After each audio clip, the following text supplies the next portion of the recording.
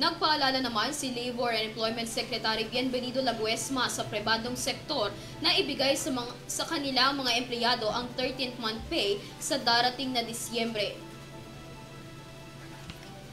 Kasabay nito, naglabas din si Secretary Laguesma ng Labor Advisory No. 25, Series of 2023. Ito'y gabay sa mga employers at manggagawa sa tamang computation ng mandatory benefit bilang pagsunod sa Labor Code ng bansa at Presidential Decree No. 851.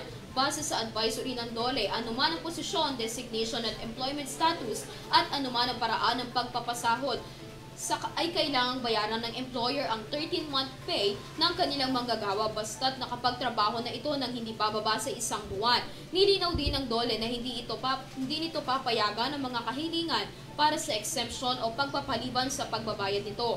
Upang mamonitor, inuutusan ng DOLE ang mga establishmento na magsumite ng kanilang report na naglalaman ng mga detalye ng kumpanya at ng mga empleyado maging ang mga benepisyo ng mga manggagawa.